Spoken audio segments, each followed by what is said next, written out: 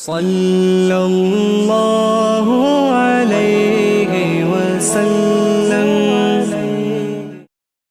ایک دفعہ انگلی کے اشارے سے ابو لہب نے کہا تھا نبی پاک کو آپ کا ہاتھ ٹوٹ جائے، اللہ نے فرمایا تبت یدا ابی لہب و تب، تو کہتا ہے میرے نبی کا ہاتھ ٹوٹ جائے تیرے دونوں ٹوٹ جائیں گے۔ اور سنو ابو لہب کا حال کیا ہو۔ ابو لہب کا معنی ہے ابو لہب شولوں کا باپ، لہب شولوں والا۔ کیا مطلب؟ ابو لہب اتنا حسین و جمیل تھا کہ اس کے جو رخسار تھے شولوں کی طرح چمکا کرتے تھے، اتنا خوبصورت تھا، لال سرخ رنگ تھا، خوبصورت آدمی۔ عرب میں جب غربت تھی تو اس کے گھر میں اس وقت بھی 2 اینٹیں سونے کی تھی، اتنا مالدار آدمی اور سردار تھا سارے مکے کا۔ لیکن نبی پاک کی بے ادبی کی، تمہیں پتہ ہی نہیں کہ رب دنیا میں سب سے زیادہ ناراض ہی اس سے ہے جو اس کے رسول کا بے ادب ہے، سب سے زیادہ ناراض ہی اسی سے۔ ابو لہب نہ گیا بدر کے موقع پر، ڈر گیا، کہنے لگا میں نے نہیں جانا، مکے میں رہ گیا، نہ گیا جہاد کے لیے، مسلمانوں کے خلاف نہ نکلا۔ لوگوں نے بڑا اس کو لان تان کیا، لیکن کہنے لگا میرے خرچے پہ 4-5 بندے لے جاؤ، میں نہیں جاؤں گا، پیچھے رہ گیا۔ لوگ کہنے لگے بچ گیا، لیکن اس کے جسم کے اندر ایسی بیماری نکلی کہ ریشے سے بھر گیا سارا وجود، ریشے۔ اس کے بچوں نے لے جا کے ابو لہب کو پیچھے ایک حویلی تھی مکے کے باہر، اس میں بند کر دیا۔ چیختا تھا، چلاتا تھا، میں بد دعا نہیں دیتا، پر اگر کلیجہ پھاڑ کے دیکھو تو دل بڑا زخمی ہے۔ میری حیات کو ٹکڑوں میں بانٹنے والے، جب تیری حیات بھی بکھرے تیری ممات بھی بکھرے، اللہ کرے اسی طرح تو بھی روئے جس طرح آج اس دھرنے میں شہید ہونے والے کی ماں روئی۔ اللہ کرے میری حیات کو ٹکڑوں بانٹنے والے، جب تیری حیات بھی بکھرے جب تیری ممات بھی بکھرے، بد دعا ہے تمہارے لیے، بد دعا ہے تمہارے لیے، جب تیری حیات بھی بکھرے تیری ممات بھی۔ بند کر دیا اس کو لے جا کے وہاں پیچھے، اور جب اس کو بند کر دیا کمرے میں تو چلاتا تھا، چیختا تھا، کوئی مجھے بچاؤ، کوئی پانی پلاؤ۔ دروازہ توڑ کے باہر نکلا تو چوک میں مر گیا ابو لہب۔ اتنی بدبو آتی تھی کہ کوئی قریب نہیں جاتا تھا۔ چوک میں لاش پڑی تھی، یہ ہے میت کسی بے ادب کی، منہ دکھانے کے قابل نہیں، ان کے دشمن پہ لعنت خدا کی، رحم پانے کے قابل نہیں ہے۔ چوک میں لاش پڑی ہے، تبت یدا ابی لہب و تب، چوک میں پڑی ہوئی ہے، کوئی قریب نہیں جاتا۔ اس کے بیٹوں سے لوگ جا کے کہنے لگے تمہارا باپ تھا، شرم کرو۔ ایک ملازم کو پیسے دیے اس کے بیٹے نے، کہا گڑھا کھودو اور میرے باپ کو رسی کے ساتھ پکڑ کے اس میں پھینک دو۔ ایک گڑھا کھودا مکے کی گلی میں، اور رسی کے ساتھ پکڑ کر، رسی کے ساتھ باندھ کر اس کی ٹانگ کو گھسیٹ کر اس گڑھے میں ڈال دیا، اوپر سے مٹی ڈال دی، بدبو کا وہ ڈھیر بند کر دیا۔ ابو لہب مکے کا سردار تھا، پر جانے کہاں مردود دفن ہے۔ لیکن میانی صاحب کے قبرستان میں جاؤ، میانی صاحب کے قبرستان میں وہ علم الدین جسے اپنا نام بھی نہیں لکھنا آتا تھا، ہزاروں لوگ روزانہ اس کی قبر پہ کھڑے ہوتے ہیں اور رسول اللہ کی نعتیں سناتے ہیں۔ جا کے دیکھو تو صحیح، منظر کتنا بدل گیا۔ اور جب غازی علم دین شہید کا جنازہ اٹھا تو امیر ملت پیر جماعت علی شاہ صاحب کی چیخ نکل گئی، اور ڈاکٹر اقبال رونے لگے، اور قائد اعظم تڑپنے لگے، منتیں کرتے تھے محمد علی جناح کہ یارو تھوڑے پیچھے تو ہٹو، میرا بھی دل کرتا ہے میں بھی ذرا اسے کندھا دے لوں، ذرا پیچھے تو ہٹو۔ محمد علی جناح جیسے لوگ تڑپتے تھے، اور جب قبر میں اترنے کی باری آئی تو ڈاکٹر اقبال نے ہاتھ باندھے، کہنے لگا او دوستو اقبال پہ تھوڑا رحم کھاؤ، اسے میرے ہاتھوں پہ رکھو، قبر میں اتار دیتا، اسے میرے ہاتھوں، قوت عشق سے ہر پست کو کر دے، دور میں اس میں محمد سے اجالا کر دے، اور کی محمد سے فاتون تو ہم تیرے، یہ جہاں چیز ہے کیا لوح و قلم تیرے ہیں۔ اور اقبال کہنے لگے دیکھو میں شعر لکھتا رہا، اور لوہاراں دا منڈا نمبر لے گیا۔ میرے نبی پاک صلی اللہ، ایک شخص حضور کے سامنے بیٹھا ہے تو منہ چڑھا چڑھا کے باتیں کر رہا ہے۔ کچھ لوگ نقلیں اتارتے ہیں، اور بزرگوں کی نقل اتارنا اور بزرگوں کی توہین کرنا یہ رب کو سب سے ناپسندیدہ فعل ہے۔ توہین کے انداز میں نقل اتارنا۔ تو کہتے ہیں منہ چڑا چڑا کے باتیں کر رہے تھے. میرے حبیب نے فرمایا نہ ایسے کر, بڑے میٹھے انداز, کیوں اپنے منہ کو بگاڑ رہا, نہ کر. کہنے لگا جی ہے ہی ایسا. حضرت ابو ہریرہ فرماتے میں قریب بیٹھا تھا, حضور مسکرا رہے اور نہ کر ایسے. کہنے لگا جی یہ میرا منہ ہے ہی ایسا. فرماتے میں دیکھ رہا تھا حضور کے چہرے کا رنگ بدلا, آنکھوں میں جلال آیا. فرمایا اچھا جا پھر ایسا ہی ہو جائے, جا پھر ایسا ہی ہو جائے. کہتے ہیں میں نے دیکھا اس آدمی کا منہ بگڑ گیا. حضرت ابو ہریرہ فرماتے ہیں وہ رویا کرتا تھا مدینے کی گلیوں میں اور کہتا تھا کوئی مجھے معافی لے دو, لیکن گرا جو ان کی نگاہ سے وہ سنبھل نہیں سکتا. گرا جو ان کی نگاہ سے کبھی سنبھل نہیں سکتا. کوئی ایسا کام نہ کرے, کوئی ایسا کام نہ کرے, کوئی بھی, جس سے حدیث صحیح میں موجود ہے بنی اسرائیل کے ایک شخص نے اپنی ماں سے بد دعا لی تھی اور عابد زاہد تھا, لیکن ماں کا نافرمان تھا. تو اماں نے کہا جا مرنے سے پہلے تو آزمائش میں مبتلا ہو جائے. رب کی خفیہ تدبیر سے ڈرنا چاہیے. تو مرنے سے پہلے پہلے ایسی آزمائش میں ڈال گیا کہ ایک بری عورت نے الزام لگا دیا. لگا الزام, لیکن زمانے میں رسوائی چاروں جانب ہو گئی. تو لوگ آ کے کہتے تھے تیرے ساتھ کیا بنا؟ کہتا کچھ بھی نہیں, میری اماں نے میرے لیے بد دعا کی تھی, اس کا رنگ دیکھ رہا ہوں. کیوں میں نے ستایا اپنی ماں کو؟ توبہ کر, دعائیں لیا کریں زندگی میں. بد دعاؤں والے کام ہم تو 1 منٹ لگاتے ہیں بد دعا لینے میں, 1 منٹ لگاتے, 1 منٹ. ایک میں بزرگوں کا پڑھ رہا تھا ایک دفعہ اخبار میں, تو ان کی آنکھیں کالی ہو گئی, اندر سے کالی ہو گئی. تو بیچارے نابینا ہو گئے. کسی نے ان سے کہا کہ ہوا کیا؟ تو کہنے لگے ایک شرارتی لڑکے نے میرے آگے کھڑے ہو کے 2-3 دفعہ ریس دی تو دھواں میرے منہ پہ پڑا, تو آنکھوں کے اندر گھس گیا ہے, بڑے علاج کرائے, لیکن اس کی شرارت تھی نا. تو وہ کہتے ہیں میں تو یہی کہتا ہوں کہ اللہ کرے تجھے بھی کبھی یہ معاملہ ہو, تجھے پتا چلے. ہم نہیں, باز ہی نہیں آتے, ہم کسی کو تکلیف دینے کا کوئی موقع ہاتھ سے جانے نہیں دیتے. میرے عزیزو یاد رکھو, ڈھونڈا کرو کہاں کہاں کس کس کو ستا بیٹھے, کس کس کی توہین کر بیٹھے, کہاں کہاں ہم نے لوگوں کے بد دعائیں اکٹھی کی. بد دعائیں پیچھا کرتی ہیں, جس طرح دعا پیچھا کرتی ہے بد دعا بھی پیچھا کرتی ہے. وہ پیچھے پیچھے چلتی ہے, وہ تاڑتی ہے. عتبہ نے میرے رسول پاک صلی اللہ علیہ وسلم کی بے ادبی کی. حضور علیہ السلام کے چہرہ انور پر اس نے معاذ اللہ ثم معاذ اللہ تھوکنے کی ناپاک جسارت کی. میرے حبیب نے دعا فرمائی, یا اللہ اللہم سلط علیہ کلب, اللہ اس پر درندہ مسلط کر دے. ابو لہب کا بیٹا تھا, رات کو جب سوتا تھا تو ابو لہب 2-4 بندوں کو معاوضہ دے کے کھڑا کرتا تھا کہ نیزے لے کے کھڑے ہو جاؤ, میرے بیٹے کے قریب کوئی نہ آئے. توجہ ہے آپ کی, نیزے لے کے کھڑے ہو جاؤ. لوگ کہتے تو انہیں نبی بھی نہیں مانتا اور بات ہر ایک مانتا ہے, پیغمبر بھی نہیں مانتا. تو ان کے جملے کہنے لگا میں مانوں نہ مانوں بات الگ ہے, لیکن میرا تجربہ ہے جو اس کے منہ سے نکل جاتا ہے وہ ہو جاتا ہے, جو ان کی زبان اطہر سے نکل جاتا ہے وہ. ایک سفر پہ جا رہے تھے, قیام کرنا تھا, سونا تھا, 4 پہیاں لگی چاروں جانب. تو بیچ میں ابو لہب نے اپنے بیٹے کی 4 پائی لگائی, بیچ میں. جاگ رہے ہیں آپ لوگ؟ ارد گرد دوسرے لوگ سوئے بیچ میں, اور لوگ کہنے لگے تو پاگل ہو گیا ہے, اگر کوئی شیر آئے گا تو باقیوں کو نہیں کاٹے گا, صرف اس کو کاٹے گا. کہنے لگا بد دعا تو اس کے لیے ہوئی ہے, دعائے ضرر تو اس کو ملی ہے, اسی پہ مسلط ہوگا. شیر آیا رات کے اندھیرے میں, لوگ تھکے ہوئے تھے, ایک بندہ جاگ رہا تھا. وہ کہتا ہے اس نے سب کے منہ سونگے, لیکن کسی کو اس نے تکلیف, کسی کو تکلیف. سونگتے سونگتے عتبہ تک آیا, اور لفظوں کا فرق دیکھیے گا, آیا ہے, چیرا ہے, پھاڑا ہے, ٹکڑے کیے, حصے بکھرے کیے, لیکن ایک بوٹی بھی نہیں کھائی. مار دیا, چہرہ بگاڑ دیا, وجود کاٹ دیا, چلا گیا قتل کر کے, کھایا نہیں ایک لقمہ بھی اس کے وجود. بھائی درندے پھاڑنے آتے ہیں کہ کھانے آتے ہیں؟ وہ کھایا نہیں, پھاڑ کے چلا گیا. تو لوگ سویرے پوچھنے لگے صحابہ سے کہ ماجرا کیا ہے؟ تو گویا صحابہ زبان حال سے کہہ رہے تھے گستاخ کا گوشت گندا ہوتا ہے, جانور بھی نہیں کھایا کرتے, گندا ہوتا ہے. یہ ہے میت کسی بے ادب کی, منہ دکھانے کے قابل نہیں ہے. ان کے دشمن پہ لعنت خدا کی, وہ رحم پانے کے قابل نہیں ہے.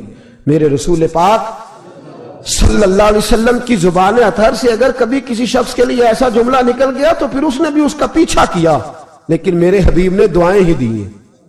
ام حرام، یہ بخاری کی حدیث ہے، ایک خاتون ہے رضی اللہ تعالیٰ عنہ، وہ کہتی ہیں ایک دن نا میں نے کہا یا رسول اللہ میرا دل کرتا ہے میرے گھر آئیں، تو حضور تشریف لائے تو بڑے تھکے ہوئے، محبوب سفر تھا تو کہتے تھکے ہوئے تشریف لائے تو حضور آ کے بیٹھے ہی تو میں نے دیکھا کہ نیند کی طرف توجہ ہے حضور کی، کہتے میں نے تکیہ پیش کیا تو میں قربان جاؤں محبوب میرے گھر میں آرام کرنے لگے، کہتی ہم سارے نظارے دینے لگے، دیکھو ہم کتنے خوش قسمت ہیں کہ ہمارے بسترے بھی نور علی نور ہو گئے، ہمارا گھر بھی چمک گیا، روشنی پھیل گئی۔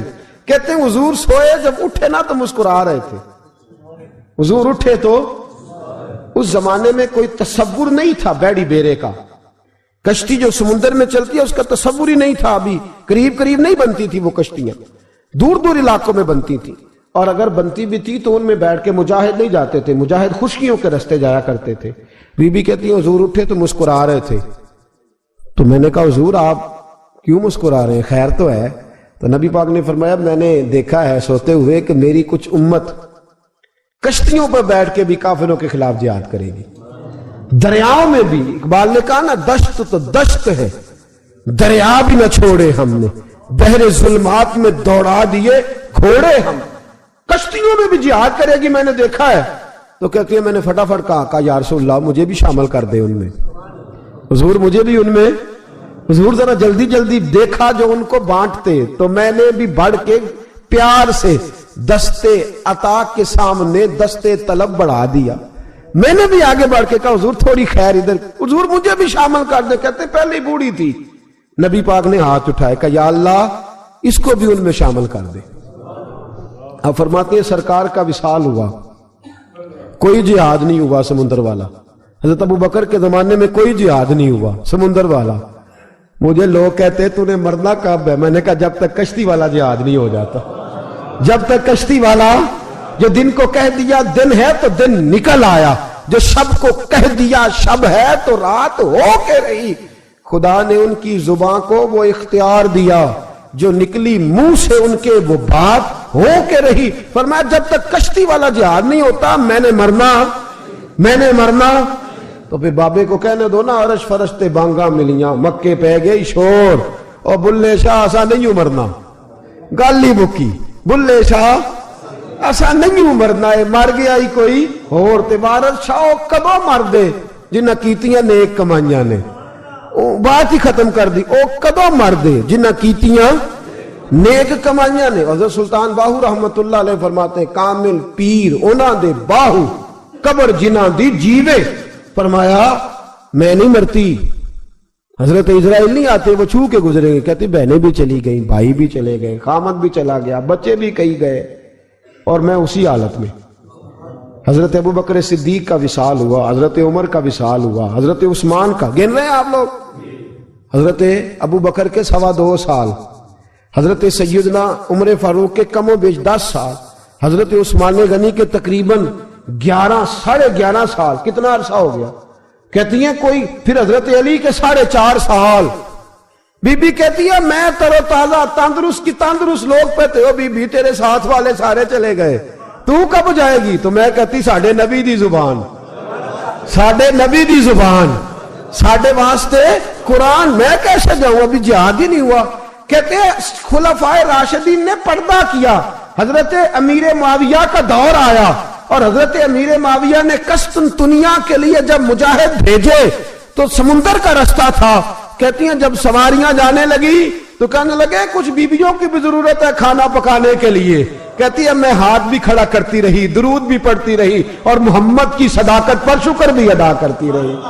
کہتے ہیں میں نے ہاتھ کھڑا کیا تو مجھے کچھ لوگ کہنے لگے بی بی تو سلیکٹ ہو جائے گی، تو بوڑھی ہے۔ تو کہتی ہے میں نے کہا سلیکٹ ہو کیا جاؤں گی، مجھے جانے والے سلیکٹ کر کے گئے ہیں، مجھے سلیکٹ کیا گیا ہے، جنہوں نے ظاہری پردہ کیا ہے نا سلیکٹ، مجھے حضور نے دعا کر دی تھی تو نبی پاک کی دعا۔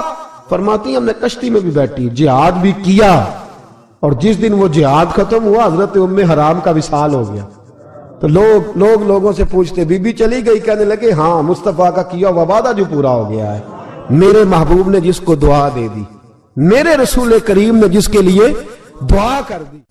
दूसरा दर्जा वालिद का, अगरचे रसूल पाक अलैहिस्सलाम के वालिद गिरामी आपकी विलादत से कबल तशरीफ ले गए थे, लेकिन मेरे हबीब पाक अलैहिस्सलाम ने जनाब अबू तालिब के साथ जो रवैया रखा और फिर हजरत अब्बास के साथ जो रवैया रखा, पता क्या हाल था? जब रसूल पाक अलैहिस्सलाम फरमाते गुर्बत थी तो मुझे जनाब अबू तालिब ने पाला, उनकी ज़ौजा हजरत फातिमा बिनते असद रदी अल्लाह ताला अन्हा जो जनाब अली अल मुर्तदा की वालदा है, फरमाते हैं कि उन्होंने मेरी बड़ी खिदमत की, मुझे घर में रखा, प्यार से रखा। मेरे वालिद और वालदा के विसाल के बाद, चचा के जाने, दादा के जाने के बाद चचा और चची ने पाला और इस घर को एक मुकम्मल माहौल फराहम किया। फिर एक वक्त आया कि जनाब अबू तालिब पे गुर्बत आई। नबी करीम सल्लल्लाहु अलैहि वसल्लम बकरियां चराने जाते थे और वहां से जो उजरत लेके आते थे सीधी लाके चचा की हथेली पे रखते थे, चचा की हथेली पे रखते और फरमाते थे कि चचा आप अपने मसारफ के लिए इसको खर्च कर सकते हैं, ये आलम। और फिर चचा ने भी तो कमाल कर दी ना, फिर उस चचा ने भी तो कमाल कर दी ना। सारे लोग इकट्ठे होके आ गए ना हज़रत अबू तालिब के पास और आके कहा कि जनाब अपने भतीजे को मना कीजिए वरना सारी बरादरी आपकी मुखालफत करेगी। हद हो गई, अब हद हो गई। अब सारी उनसे कहिए कि उन्हें दौलत चाहिए या अरब की कोई खूबसूरत औरत चाहिए या माज़ अल्लाह कोई और चीज का मुतालबा करते हैं तो हम देने को तैयार हैं, लेकिन उनको कहते हैं कि या तो तबलीग छोड़ दे या उनका ये भी कहना है कि जो आपका मुतालबा है आप बतलाएं। हबीब पाक अलैहिस्सलाम ने फरमाया कि अगर वो मेरे सीधे हाथ पे चांद रखें, दूसरे पे सूरज रखें, फिर भी मैं अल्लाह की तौहीद का ऐलान करता ही रहूंगा, मैं तो इस दावे से बाज नहीं आऊंगा। जनाब अबू तालिब ने कहा भतीजे फिर मैं भी बूढ़ा हो गया। तवज्जो है आपकी? मेरी बात समझ में आ रही है? जिस आदमी का बड़ा सहारा हो ना, बड़ा, वो जब कहता है ना नहीं, बंदा की ना कुछ उम्मीदें वाबस्ता होती है कुछ लोगों के साथ। वो एक दो चार लोगों को काम कहते हैं, फिर उन्हें पता होता है कि फला आदमी से मेरी उम्मीद वाबस्ता है, वो कभी नहीं जाएगा। जब अबू तालिब ने कहा ना कि मैं फिर बूढ़ा हो गया हूं, तो अल्लाह के हबीब उठे। हुजूर सैयद आलम सल्लल्लाहु अलैहि वसल्लम की मुकद्दस आंखों में आंसू है। गोया हुजूर फरमा रहे हैं कि चचा बाप कल्फत भाई की नहीं करता जायदाद के तनाजे में जितनी भतीजे उठ के करते। जनाबे अबू तालिब ने देखा कि रसूल पाक ने रुख फेरा, आंखों में आंसू है। अच्छा चचा तेरी मर्जी, ये लफ्ज कहे तो हुजूर की आंखें भर आई। जनाबे अबू तालिब बूढ़े आदमी थे, उठे पीछे दौड़े, हुजूर को कंधे से पकड़ा, खींच के रुख अपनी तरफ किया, सीने से लगाया और कहा भतीजे जा, जो तेरे दिल में आता है कर, खुशी हो या गम हो, कोई साथ दे ना दे, तेरा चाचा हमेशा तेरा साथ देता रहेगा। जा तुझे इजाजत है, जो तेरे दिल में है। मेरे दोस्तों, बहसीयत एक सरबराह खानदान के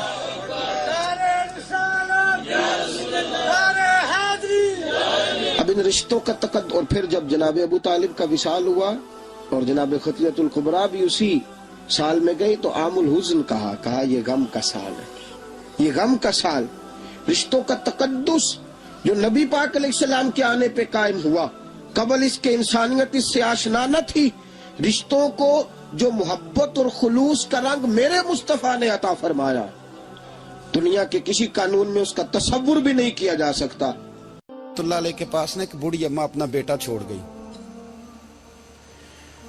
तो हजरत साहब ने को 2 4 5 महीने रखा, तो बाद में उसकी अम्मा को बुला के कहा कि भाई तू बेवा है, बेटा तेरा यतीम है, मैं नहीं चाहता कि इसका वक्त जाया हो, ये पढ़ने वाला कोई नहीं, सारे नहीं भाई पढ़ने वाले होते। अब यहाँ वाला माँ बैठे हैं, मैं बेअदब भी ना हो जाऊं, कुछ पूरे 8 साल लगा के भी आ जाते हैं, सनद भी उनके पास होती है, नाराज ना हो जाना, ये तो सब अच्छे लोग हैं, सनद होती है पर पता पुता कोई नहीं होता।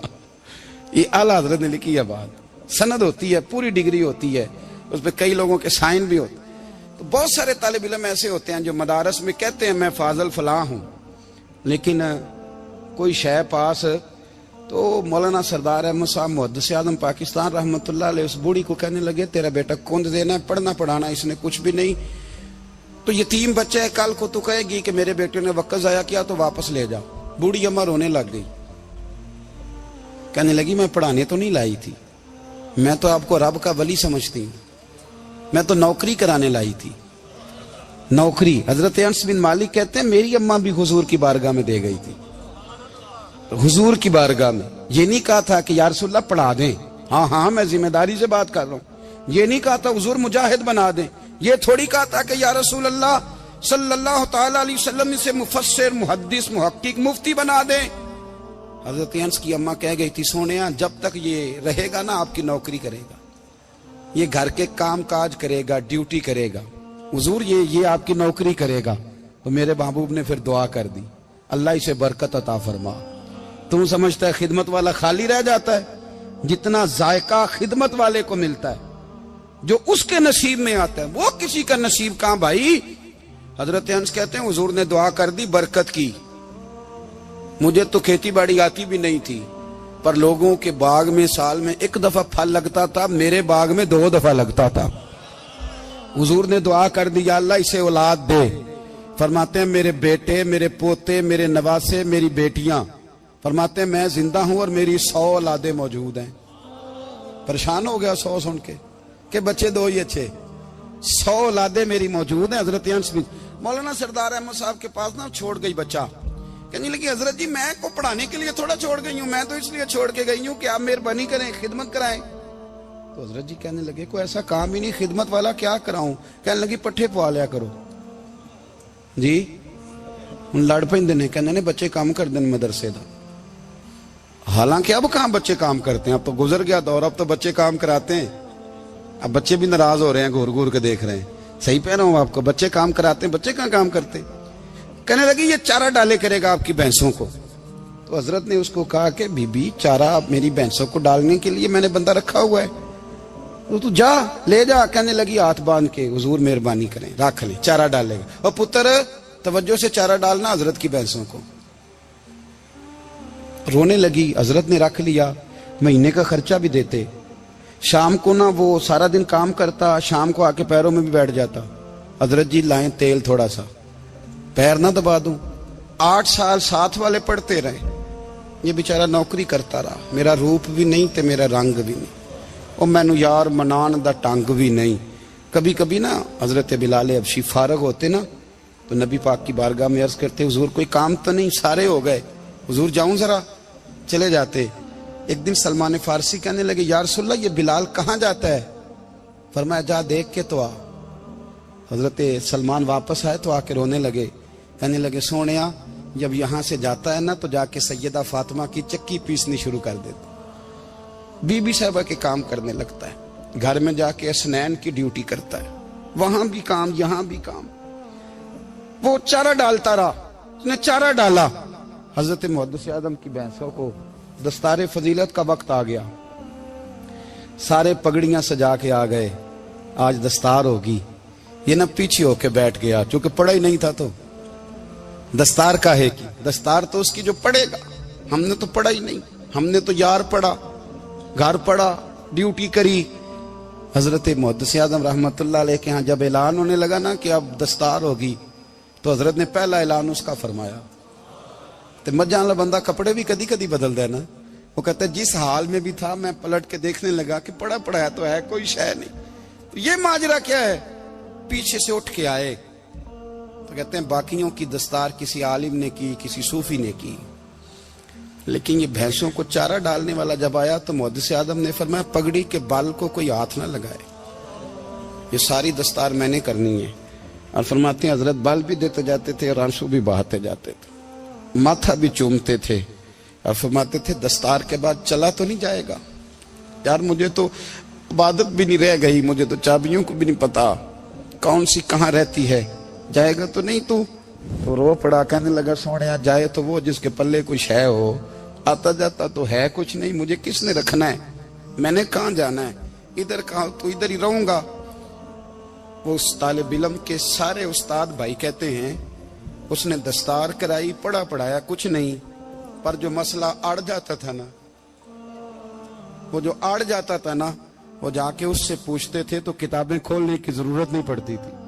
حضرت ام سلمہ رضی اللہ تعالیٰ عنہ کہتی ہے میں نے عرض کی یا رسول اللہ صلی اللہ علیہ وسلم میری بچی بڑی بیمار ہے، تو مجھے کسی نے کہا ہے یہ تھوڑی سی نشے والی چیز ہے، یہ بنا کے تیار کر کے دو، صحیح ہو جائے گی، بیمار ہے بچی تو یہ نشے والی چیز ہے، اس کو تیار کر کے دو، تھوڑا نشہ ہے۔ اگرچہ بعض، میں نے شروع میں کہا، بعض لوگ مریض کو، سخت مریض کو ایسی ادویات جو مجبوری بن جائے اس کی گنجائش اور اجازت دیتے ہیں، محتاط علماء تو اس میں بھی بہت ساری چیزیں پہلے بیان کرتے ہیں، لیکن اس نے کہا جی نرا نشہ دینا ہے شفا کے لیے۔ حضرت ام سلمہ کہتی ہے میرے نبی پاک نے میری طرف دیکھا، میری طرف، تو میں نے کہا یا رسول اللہ آپ کیا فرمانا چاہ رہے ہیں؟ تو نبی پاک نے فرمایا ام سلمہ کبھی ناپاک چیز میں بھی شفا ہوئی ہے، کبھی ناپاک چیز میں بھی، کبھی شراب اور خمر میں بھی شفا ہو سکتی ہے۔ شفا رب کریم نے رکھی ہے پر شہد کے اندر رکھی ہوئی ہے، شفا اللہ نے رکھی ہے قرآن مجید میں رکھی ہوئی ہے، تو اس میں بھی کبھی یہ حضور نے بیان کیا ہے کہ اس کے اندر شفا ہو سکتی، تو امت کتنی دلیری کرتی ہے جو یہ مشورے دیتی ہے کہ اس کے اندر نشہ ہے، شراب ہے، تو کھانسی چلی جائے گی تو فلانی بیماری چلی جائے گی۔ نہ آؤ ان چیزوں پہ، نہ اپنے ایمان کو خرابی دو، اور نہ ایسی باتیں کرو جس سے کہ ڈائریکٹ رسول اللہ صلی اللہ علیہ وسلم کے واضح ارشادات کی مخالفت ہو۔ میرے نبی پاک صلی اللہ علیہ وسلم نے فرمایا، اور پھر کچھ لوگ کہتے ہیں تھوڑی پی ہے جی۔ اب تو میں تجزیے میں پڑھ رہا تھا کہ ایسی شراب ایجاد ہو گئی ہے، لوگ شراب پیتے ہیں اور وہ مست بھی رہتے ہیں، کار بھی چلاتے رہتے ہیں، کہتے ہیں جی نہیں ہمارا ذہن معاف نہیں ہوا تو یہ والی صحیح ہے، نشہ نہیں لاتی۔ میرے نبی پاک صلی اللہ علیہ وسلم نے فرمایا جس چیز کی تھوڑی مقدار، زیادہ مقدار حرام ہے اس چیز کی تھوڑی مقدار بھی حرام ہے، جس کی زیادہ مقدار حرام ہے اس کی تھوڑی بھی۔ تو خمر اور شراب اگر فل پینا جائز نہیں تو تھوڑی پینا بھی جائز، یہ حرام ہے اور حرام تھی اور قیامت تک حرام ہی رہے گی۔ میرے نبی پاک صلی اللہ علیہ وسلم نے منع کیا اور حضور نے اظہار ناپسندیدگی فرمایا، اور میں 40 دن تو عبادت ہی قبول نہیں ہوتی شراب پینے والے جب تک سچی توبہ نہ کرے۔ یہ لفظ جب ادا کرتا ہوں تو شرم سے میری زبان لڑکھڑاتی ہے کہ یار درباروں پہ بھی نشہ بکتا ہے۔ میں یہ بات کر رہا ہوں صوفیاء کا ترجمان، درباروں پہ، مزاروں پہ، اور سجادہ نشینوں تمہیں زمین نگل جائے، آسمان تمہیں لے اڑے، تم پر قہر نازل ہو، تم نے باپ دفن کر کے تو وہاں نشے کا اڈا بنا لیا، ماؤں سے بیٹے چھیننے لگے ہو، عورتوں کے سروں سے کپڑے چھیننے لگے ہو، سہاگ مارنے لگے ہو، بیٹیاں اور بیٹے یتیم کرنے لگے ہو، نشہ بیچتے ہو درباروں اور مزاروں پہ، یہ تماشا لگ گیا۔ آپ کیسے کروں یہ بات، پر کرنی پڑ رہی ہے، مجبوری ہے، یہ مضمون مکمل نہیں ہو سکتا۔ بند کر دیں وہ دربار، ہمیں نہیں چاہیے جن درباروں پہ نشہ بکتا ہے۔ میں ذمہ داری سے کہہ رہا ہوں، بات ریکارڈ ہو رہی ہے۔ جوتے کی نوک پہ وہ سجادہ نشین جو امت کو ڈرگز دیتا ہے، وہ سجادہ نشین کا ڈیرا نہیں، وہ گند کا اڈا ہے، وہاں سے فیض نہیں مل رہا، امت کی تباہی ہو رہی ہے۔ بتا دو، پھیلا دو، اس کو اعتراض کرنا ہے کرو۔ میرے رسول پاک سید عالم صلی اللہ تعالی علیہ وسلم کا دین ضروری ہے، کسی پیر کی سجادگی ضروری، بولیے سجادگی ضروری، بڑی ذمہ داری سے کہہ رہا ہوں اور نمائندگی کر رہا ہوں اپنی جماعت کی۔ نہ ہمارے بزرگوں نے کل اس کی حمایت کی تھی، نہ آج کرتے ہیں، نہ قیامت تک کریں گے۔ بند کر دے وہ دربار اور مزار۔ بزرگ دنیا میں یہ کام کرنے آئے تھے، اور ہماری سوچ اتنی گر گئی ہے، اتنے ہم کمزور ہو گئے۔ کہتے ہیں جب اس کو چڑھ جاتی ہے تو پھر بڑی معرفت کی باتیں سناتا ہے۔ تجھے شرم نہیں آئی ہے لفظ کہتے ہوئے؟ اب نشئی تجھے معرفت سکھائے گا؟ اب تو شرابی سے، بھنگی چرسی سے دین سیکھے گا؟ کہتے ہیں اس نے پی ہوئی تھی، چڑھی ہوئی تھی، وہ بات کر دی تو میرا کام بن گیا۔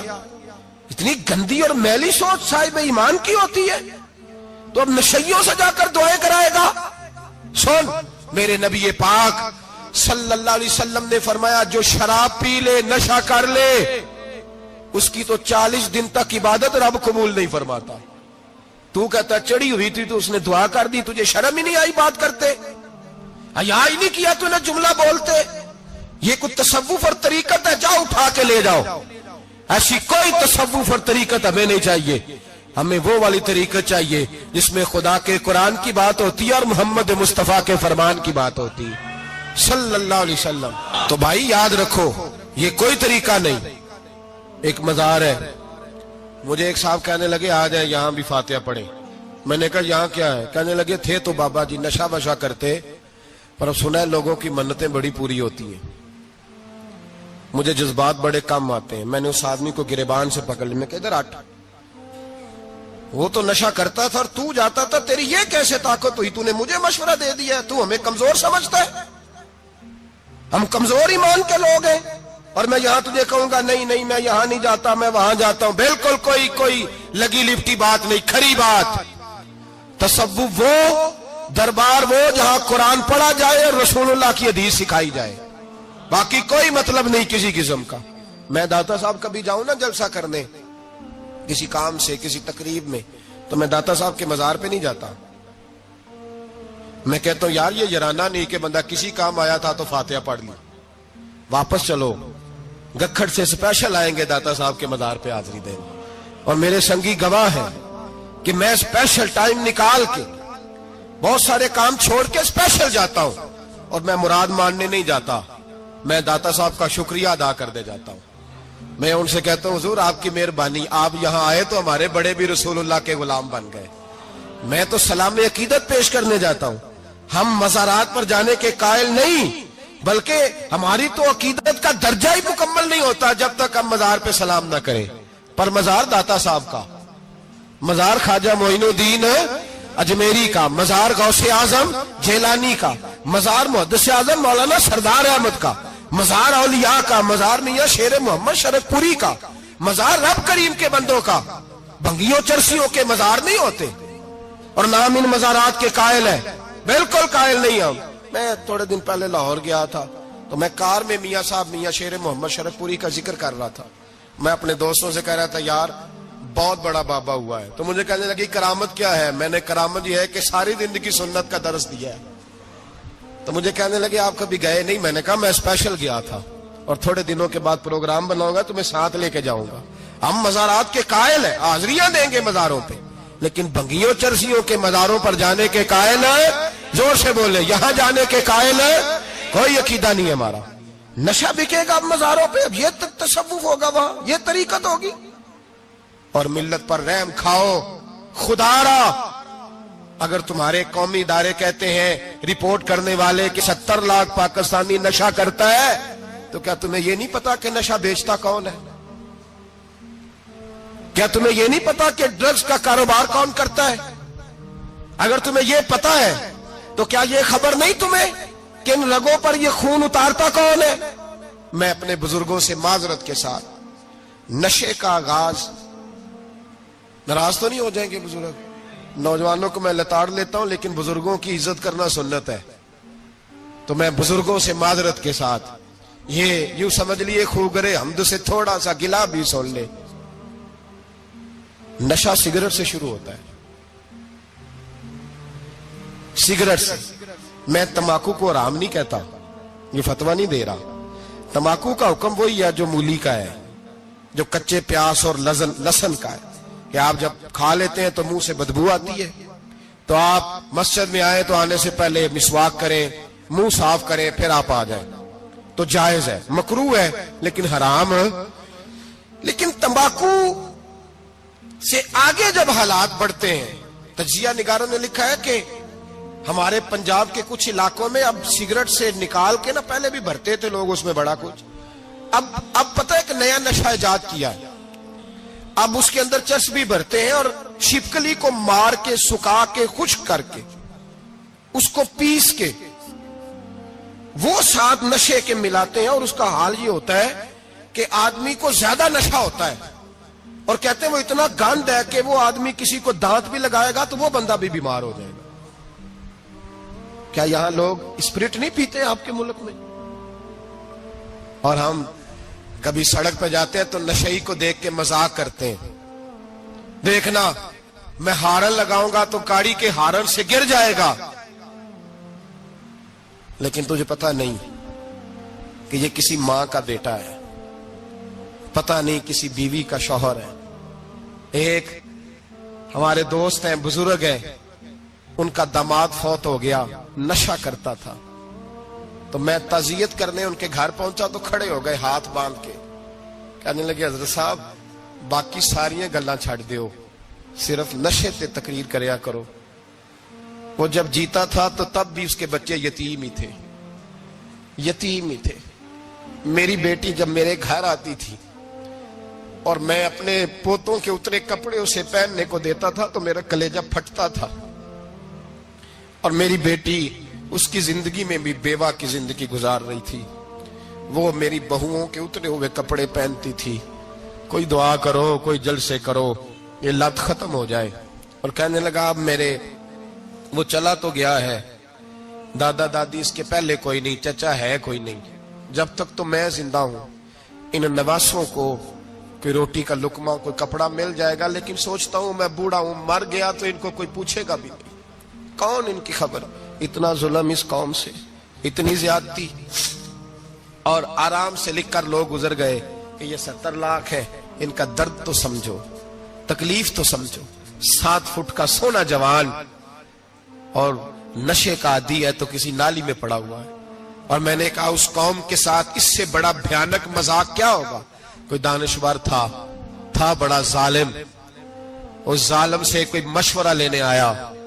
اس نے آ کے کہا تو بڑا ظالم ہے, بڑے کڑوے مشورے دیتا ہے, میرا ایک دشمن ہے, میں اس سے بدلہ لینا چاہتا ہوں, میرا دل کرتا ہے اس کا بچہ قتل کر دوں تاکہ وہ تڑپے. تو ظالم نے کہا اسے قتل نہ کر, وہ تو اس کا باپ 2-4 مہینے رو کے چپ کر جائے گا.